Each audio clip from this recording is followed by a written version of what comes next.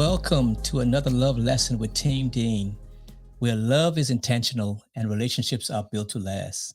My love, what are we talking about this episode?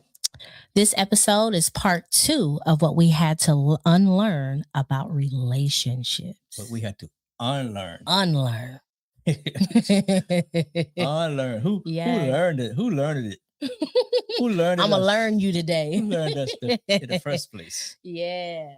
You know Yeah. what? The devil is really busy. The devil is really, let me tell you what I mean. The devil will shape in your mind over years and convince you this is what you deserve. This is what good for you. This is what you like and don't like. That's right. And you will come into a relationship that God will bless and God has sent to you. And God will send you the perfect person and you will find everything wrong with them. That's right. Find fault in everything. You go from one relationship to the next and find fault with everybody because you're the toxic person, but you don't know it. Right. And in your mind, it's simply because you think that love is a struggle. We've heard that. Yes. Love is hard. You have to fight for love. And not to make light of people's experiences. Not at all. But it takes two parties. It takes two people. Absolutely. I think it is hard if you make it hard. I agree. I totally agree. That's why you need to be in a person that you can agree with. The two shouldn't be unequally yoked because you knew that you wanted peace. That's right. I knew that I wanted peace. Right. We had some rules and some regulations that we said, we're not crossing this. Nobody's crossing this. That's right. No in-laws going to come in and come between us. No children going to come between us. Nobody going to come between us. And That's right. And I think it takes two people. That's why the Bible said if any two shall walk together, if they agree. That's right. That's why the Bible said the two shall become one. The problem is people are in relationships with folks that they're not one with. That's true. That's what it is. And so you go in one direction and they trying to go the other direction. They're not equally yoked. You're looking at me. You're looking at me, but you know I'm going to throw a biblical example. No. Please, go on, Dr. D. When we talk about equally yoked, when the Bible talks about equally yoked, just for a second. No, please. They're talking about they were yoked two animals together. Let's say an ox, right? And these animals might be a new ox and an old ox. Old ox may have experience, therefore he needs to be yoked to the new one. So that you need the old one will teach him. I got you. Walk along with me. When I turn, you turn. Ooh. When I stop, you stop. If you yoke him with somebody who is inexperienced, he could actually be a drag to the wise and the experienced ox. Same thing if you give a tall ox and you put a little ox with him, it can be a drag. It's unmatched and becomes more of a burden than a blessing. That's good. So when we talk about being unequally yoked, we're not just talking about a sinner or they got a different religion. No, they could be financially unequally yoked. That's right. You could be mentally unequally yoked in terms of you're going in one direction and they're going the other direction. You may be emotionally unequally yoked. You're healed. You have confronted your trauma and they got all types of issues going on. Oh, man, that's good. Ooh, that's profound. Yeah, they need to be healed and they're not whole. Therefore, they shouldn't even be in a relationship. Here you are. You have done the work and you're ready to move on. You're ready for God to send you that person. And then here comes Journey. You got to fix him up. He all kind of problems he got. And that's true. Oh my God, babe. We're laughing, but it's not funny, but it's true. Even for women, because I do believe that when I came into our relationship, had I not been open to the Spirit of God who was leading us, and I was willing to unlearn all of these toxic things, like thinking that love is a struggle, right? I was not healed. And so if I were to bring that into a relationship, I do not think that we would have lasted. Right. And I thank God that even though I wasn't healed, and even though there were things that came up in our relationship, because I love God and because we were equally yoked, right? Because we had the same mind. The mind was, number one, we both love God. And so we did not want a relationship to interfere with that relationship, for us to love, because we've been in relationships like that, where you put a person before God. First of all, doing stuff you're not supposed to be doing in the first place, right? But to know this person is who God sent me, and we are of the same mind, and we want the same things. Right. And to know, like you said, that God can bring somebody in your life to make it easy. Babe, in part one, you talked about how I made it easy for you to love me.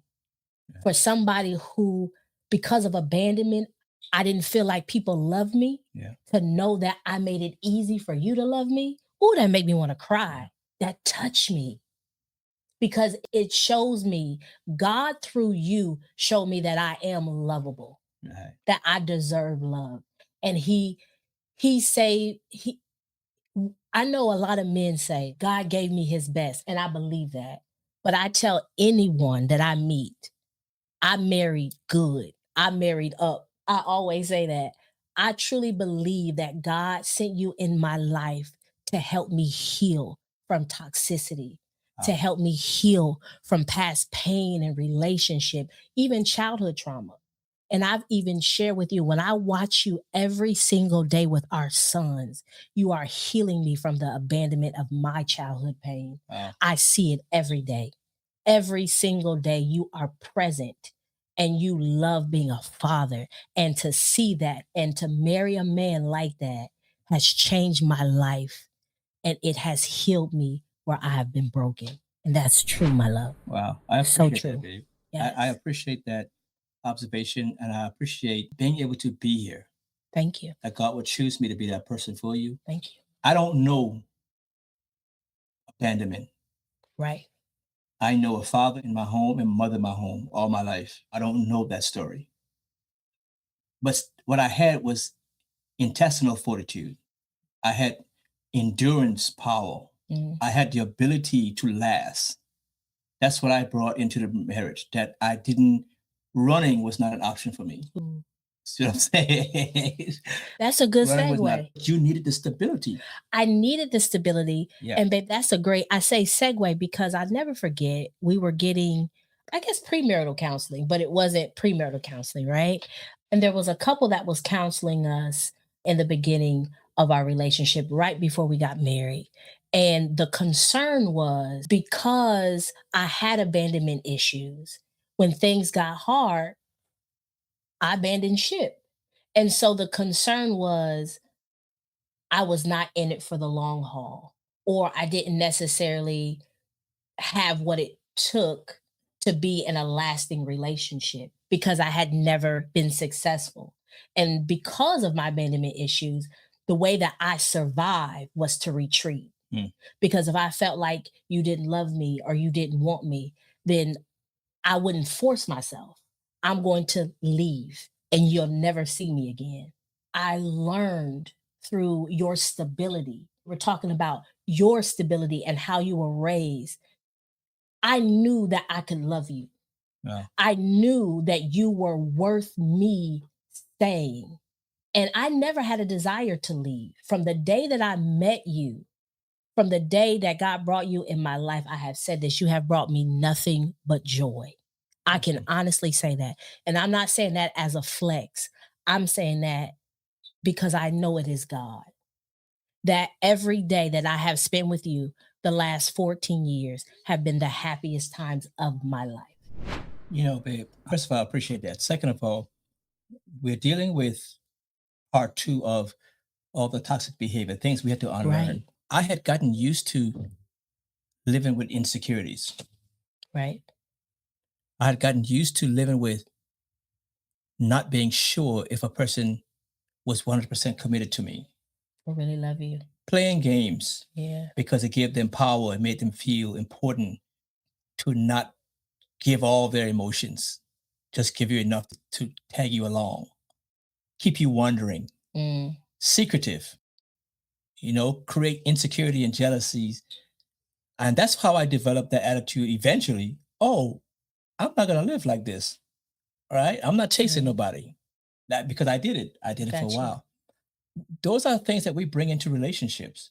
The insecurities. We tell ourselves the lies. All men are cheaters. That's so right. you come with that. All men are dogs. That's true, babe. Marriage don't last. That's right. And we come with all these preconceived notions. already, before we get into the relationship, already looking for an out, Right. already expecting it to come to an end. That's true. When I met you, I didn't meet you looking for a way out. I didn't meet you or marry you looking for. I don't even think we ever mentioned the word divorce in our marriage. Yeah, I don't even think we indirectly talk about it. We don't. It does not come up. It is not something that you and I talk about. It is not.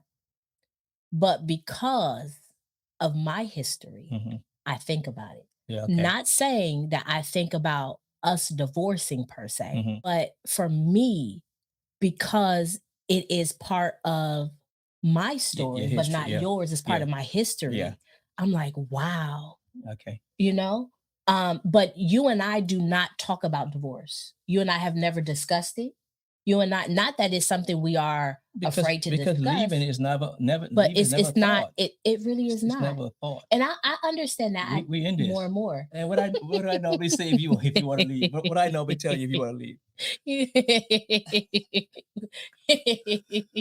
I always tell you, you can go if you want to.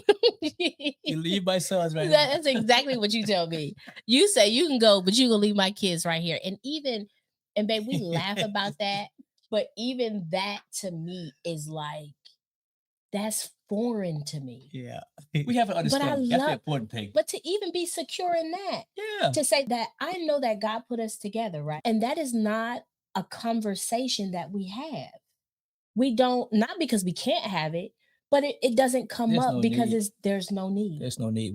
No need. We are building something to last, and we're building it on the foundation of Christ. That's it. We're not building it on ourselves. We're not. And so I had to learn that. We know that if we're operating in His principles, it doesn't mean everything is going to be perfect. Oh, we have disagreements all the time. But even that, we had to learn not to handle it the way we were taught. I agree. And even in the disagreements, there is no toxicity. There is no maliciousness. There is no yelling. There's no screaming. There's no arguing. There's no being irate in front of the kids. It's never that. Right. But you do have disagreements. We have a difference of opinion. Opinions. But what I have learned, and I agree, that there has always been a certain level of honor and respect for one another. Right. And babe, you've always said to me that I honor you. I don't honor you as my wife first, but I honor you as a child of God, as a daughter of Christ, as a daughter of Christ. Before you were my wife, I always say that you were a daughter of Christ. That's right. And I look at that the same way, that you are a son of Christ. And so there has to be a certain level of reverence and respect, especially if we, and not together, but if we individually want to honor God, because it's an individual thing first. Right. What about another thing that we bring? Control. Ooh. I am in charge. I'm the man. And wait, let me take that back, because control doesn't always fall on the man. Oh, it does not. There's a lot of women who love to control their man. There was some controlling women.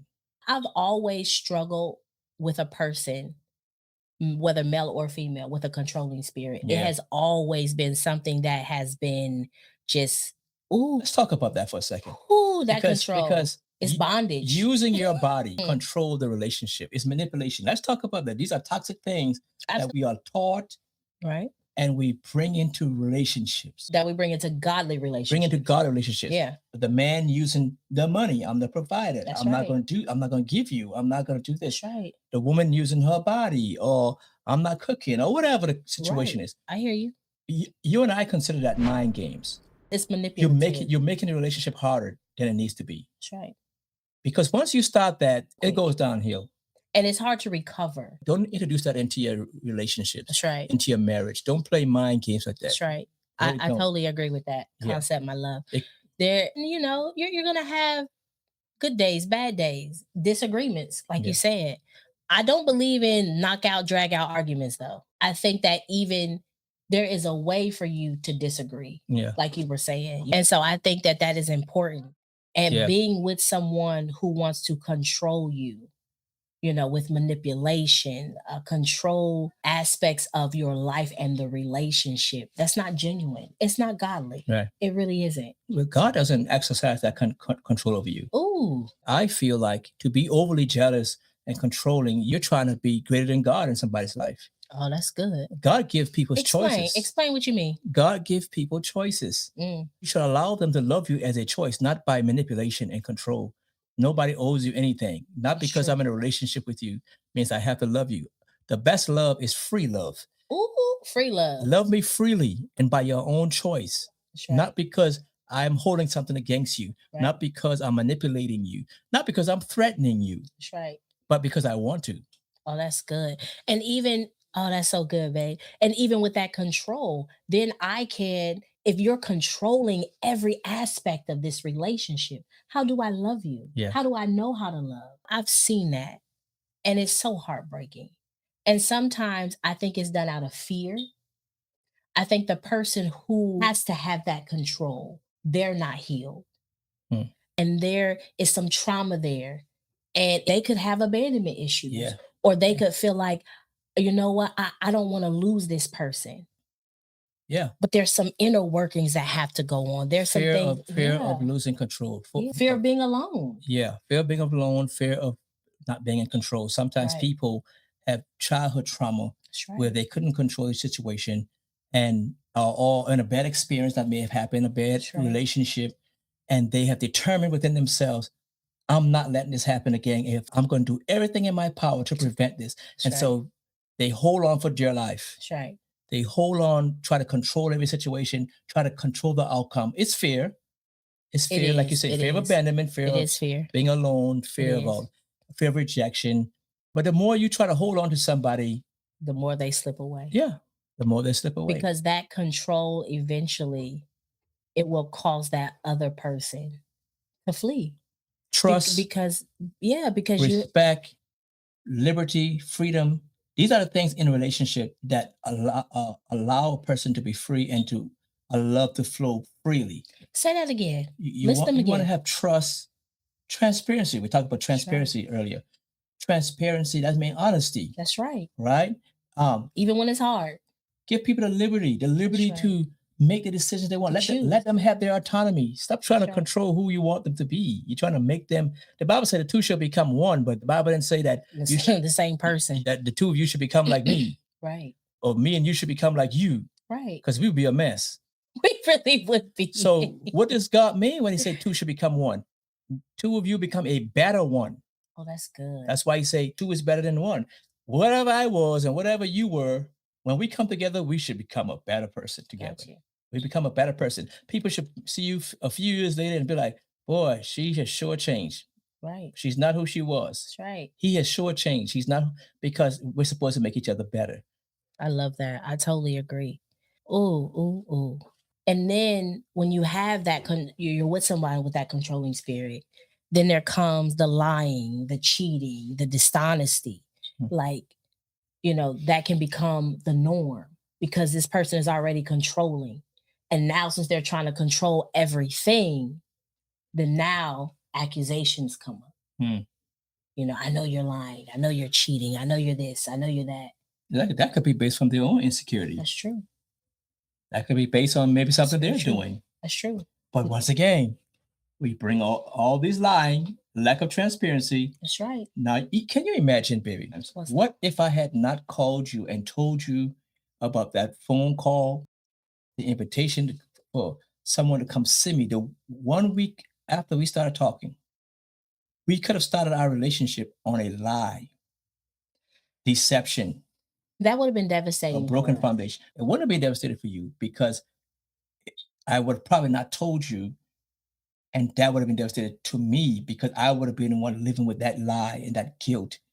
Or you saying if I would have never known, like if you decided in your heart of hearts, not saying that you didn't tell me then, you're saying that if you never told me at all. If I never told you. And this is how relationships get built on sand. I think if that would have happened, I believe that would have ate you up. It would have ate me up. That's what I'm making. Yeah, Some people choose to just live with it. Take it to their grave. And then be miserable. And we both that's be exactly miserable. That's exactly what I'm saying. Yeah. Exactly what I'm saying. Because you live in a lie the whole time, and I'm giving you my all and my best, but you can't give me your best because you live in a lie. Ooh. See what I'm saying? So transparency. You live in a lie. Transparency. That's why we decided 100% transparency with each other. But babe, I hear you and I agree. But when we say that, we say it because it is a choice and that is our foundation. But I know for a fact Mm. because I have talked to couples. I even have a friend or friends that have confided in me. It is hard for people to be transparent Wow.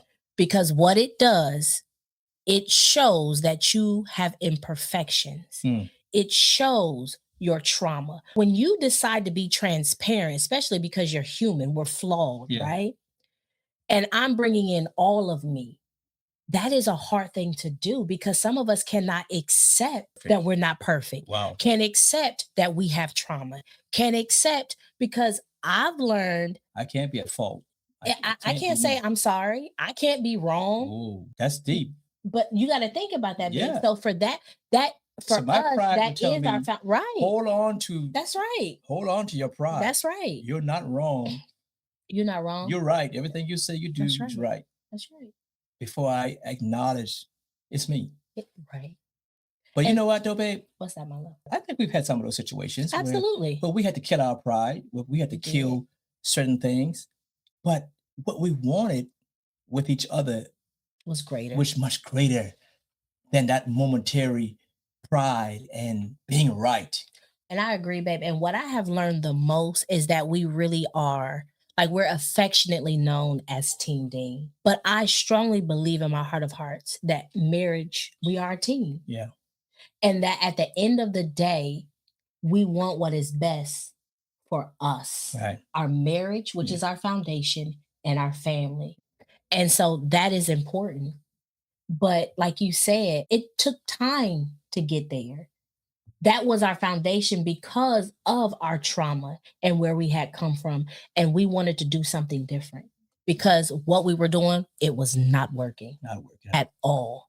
It was leaving us devastated Yeah. and broken. Absolutely. Let's look at the other side of this. Because we're talking about stuff that we had to deal with. But Right. let's talk about sometimes how people believe a lie, they accept lies, that the person is going to cheat on me. Everybody I've ever been with will cheat on me. They will be abusive. All men are like this. They expect dishonesty. They expect lies. They expect cheating. They expect all the vagueness and they expect to have to chase. They expect to, like I said, everything we have experienced has shaped us one way or another. Correct. And people come into relationships with wrong expectations, shaped by their experiences. Therefore, they come in already defeated, Ooh. have low expectations. I get it. It's hard to find good people out there. It is. I totally agree. And I think the only way to really be able to get over that is to do something different.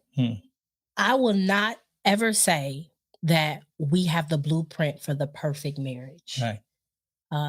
I do know that the master creator Yeah. did create marriage, right?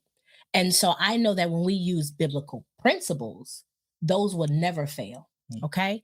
But what I am also saying is that when you find yourself in a cycle, because babe, that's what we were in before we met each other. We were in cycles of these toxic relationships, right? Because that's what we're talking about. What did we have to unlearn? Yeah. And pretty much everything, right? Now there were bits and pieces of stuff that we could take, but there was so much trauma, so much hurt, so much pain, so much stuff that we had to endure in relationships that we really had to unlearn everything and Yeah. start from scratch and say, okay, what does the word of God say concerning to. this matter? Yeah, we had to break those cycles of We had to. perpetually dating. Yeah. Because that's, I mean, really dating with a purpose. We just was dating, not going anywhere. No. How long we can last in this one before we break up? We already know what the outcome is going to be. Right. How come? Because it's the same cycle. Because we're How doing long the can we same be with this thing. person as a Christian without messing up? Right.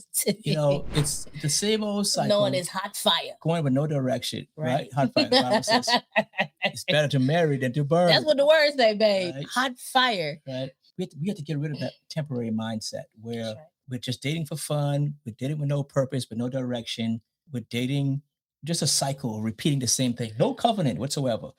And for me, babe, I say it was about 2 years before I met you, right? I met you in 2012. So 2 years before I met you, I really feel like I had a conversation with the Lord, and I was like, "Look, I wanna do something different. I wanna dedicate my life to you. I don't want any more toxic and when I say dedicate my life, I mean, I was saved, I was serving God, I was dating without a purpose, and I desired marriage. And so that required me to do something different. It Yeah. did. And so I told the Lord, I stopped dating completely, totally. And I really dedicated myself to Him. And I was like, if it is your will, I know that you will put the man that you have for me in my path some type of way, right? And so I learned how to just wait on God and to say, I no longer want to be in these relationships that are going nowhere. Right. And I had the mindset, I want to be a wife. But I didn't know what that looked like. What Right. is that? What is that? What because we have ideas of what culture says and even family dynamics, but what does the word say? And marriage is not just about getting married and a wedding and all of this, but this really is a covenant. Yes. And it is a ministry, right? It really is. And it really is about two people coming together. And like you said, for the glory of God. That's what it's about. It really is. It's much bigger than what we think. It really is a spiritual thing. It is divine. It really is saying, you know what, God, I want to complete my purpose. I believe that I found my purpose when you found me. Hmm. When my name went from Portia Montgomery to Portia Dean, that was part of purpose. I've heard my pastor say that when she met her beloved husband, that her purpose was attached to him. That always stood out to Yeah. me. And I believe that in marriage, when you get together, when God puts you with the right man and puts you with the right woman, that is a divine connection and it is full of purpose. Hey, I said it earlier. This is a God appointment. This is God's institution. God put marriage together. Ooh, He said, what God put together, that no man put asunder. I think this was an awesome part two, babe. absolutely. Maybe next time we will talk about that place that you were in where you said you had told God that you wanted to be married and you began to And prepare what that yourself. looks like, right? Because simultaneously, I was doing the same thing here, Absolutely. from taking myself out to lunch and Loving dinner yourself. and loving myself. Ooh, That's that part of things that we have to work through. But absolutely. this was an awesome conversation. Always a pleasure talking to you. Great man. memories to go back down memory lane. Yes. Thank you for joining us for another episode of Love Lessons with Team Dean. Remember, love is a daily decision. So keep learning, keep growing, and keep choosing love. We'll see you on the next episode.